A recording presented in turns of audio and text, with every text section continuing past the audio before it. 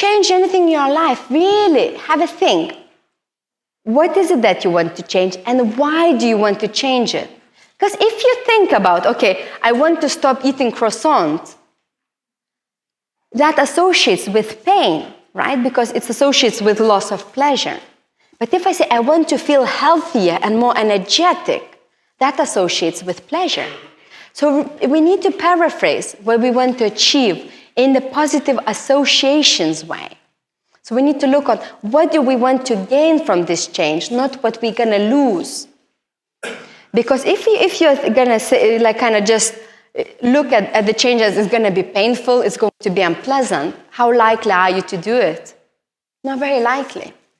Now, second thing, which kind of helps also to implement change, is rewarding yourself for little steps.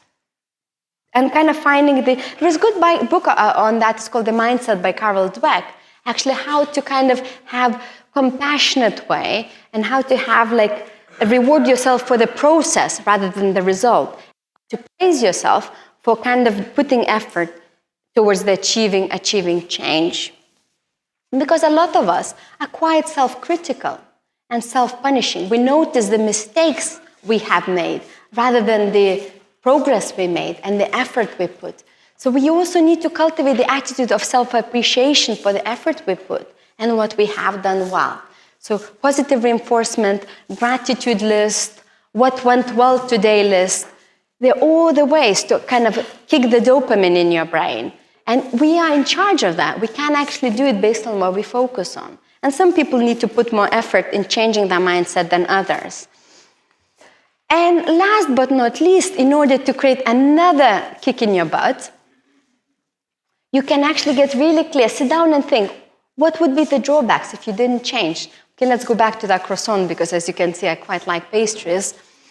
So what would be the consequences if I kept eating pastries all the time? Right? What would be the negatives of that? What's that? Sorry?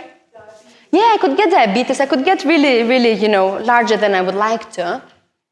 And I could perhaps just get sugar rush and then sugar crash and feel really lethargic and not have energy to get my work done, which I absolutely love doing my work. So once I look at the kind of sticking to the same old way as a negative thing, suddenly it's kind of, it's more motivation created from that.